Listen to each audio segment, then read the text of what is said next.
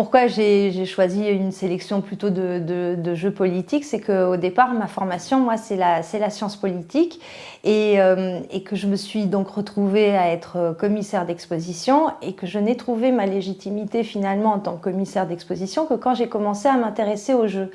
Parce qu'en fait, quand les artistes commencent à détourner des jeux ou à proposer des œuvres interactives autour de ces questions-là, en fait, elles sont souvent éminemment politiques. Parce que ça va mettre en scène des hommes de pouvoir, parce que en fait, le jeu, comme c'est devenu le divertissement numéro 1 devant le cinéma et la musique, c'est une manière d'influencer l'imaginaire, c'est une manière de manipuler les esprits.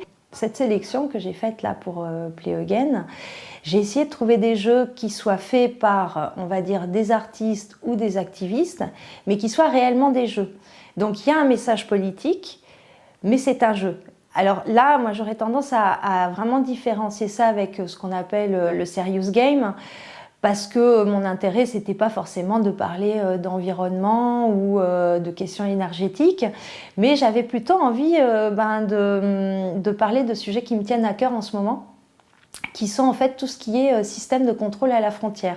Pourquoi? Parce que je prépare une exposition qui aura lieu bientôt dans le Sud, qui s'appelle l'Anti-Atlas des frontières, et dans laquelle je vais mettre ce qu'on appelle des border games, en tous les cas des jeux qui traitent de ces questions-là. Et donc c'est pour ça que j'ai choisi Unmanned de Mole Industria, d'abord parce que Mole Industria, c'est un groupe d'activistes italiens, et qu'à chaque fois qu'ils font des jeux, ils ont une dimension politique, mais ce sont réellement des jeux. Et ça, finalement, très peu de gens y parviennent. Alors c'est pour ça que j'ai choisi Unmanned, et aussi parce que ça parle de drones, ça parle de l'armée, et qu'il me semble que quand on s'intéresse aux questions de jeux vidéo, très rapidement, on a des questions liées à l'armée qui ne sont pas très loin. Donc voilà. Et puis toujours dans le même sujet, j'ai choisi aussi Paper Please, parce que ça traite de questions et d'immigration et de passage de frontières. Paper Please, c'est fait par un développeur de jeux indépendant. C'est aussi quelque chose qui me tient à cœur, la possibilité de faire des jeux chez soi. On a maintenant des possibilités qui sont assez énormes et je trouve que c'est notre rôle de promouvoir ça, de dire que chacun chez soi peut s'exprimer à l'aide d'un jeu vidéo. Et la dernière sélection que j'ai faite, c'est le jeu Illegal Heroes. Et donc ça traite plutôt de trafic de drogue à la frontière mexicaine. Et là, c'est un jeu qui a été réalisé par des artistes, mais surtout des gens qui font beaucoup de VJing, en utilisant tout ce qui est univers du jeu vidéo, l'esthétique des jeux des années 80. Et puis à côté de ça, comme j'aime beaucoup les machinima, qui sont des films faits avec des moteurs de jeux vidéo, j'ai choisi en fait 2 films qui sont plus ou moins des machinima. Alors le premier, c'est Dead in Iraq de Joseph Delap, qui est fait, en fait, c'est une action réalisée dans le jeu America's Army et qui est un petit peu une documentation des morts pendant la guerre, mais en utilisant un jeu vidéo. J'aime beaucoup son travail et on le relie assez souvent au machinima parce que à l'arrivée, ça fait une vidéo qu'on peut voir d'ailleurs sur YouTube. Et puis la deuxième œuvre que j'ai choisie, Post-Newtonianisme de Josh Breaker, c'est un diptyque vidéo. Et d'un côté, on a, alors là aussi, la guerre en Irak, mais vue par l'œil d'un drone. Et de l'autre, on a Call of Duty. Sauf que la bande sonore, c'est celle de 2 militaires en fait, qui sont en train de tuer des civils à l'aide de drones. Donc pour ceux qui pensent que les jeux vidéo sont violents, moi le message que j'ai envie de faire passer avec ça, c'est que la réalité est beaucoup plus violente et puis que d'un côté de l'image, en fait, il y a réellement des morts et puis de l'autre, il y a un jeu vidéo.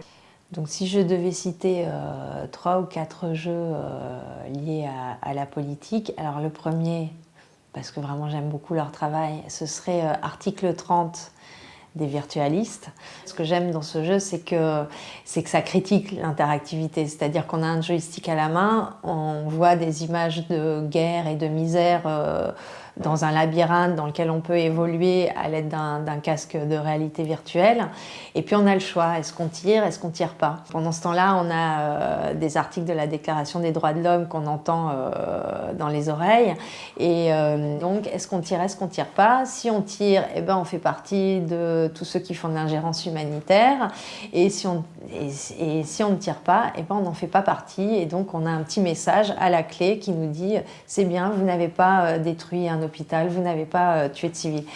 Un autre jeu qui est emblématique et qui est un jeu très très simple, alors qu'on a appelé du news gaming, c'est le jeu de Gonzalo Frasca qui est September 12, qui consiste donc à soi-disant tirer sur des terroristes, mais sauf que plus on tire dessus, plus on tue des civils et plus on détruit des marchés. Il y a aussi un jeu que j'aime bien parce que ça critique la notion de Big Brother, c'est Vigilance 1.0 de Martin Le Chevalier, où l'écran est séparé en 9 ou 12, je ne sais plus. Et puis alors, notre rôle, c'est de trouver les scènes de crime.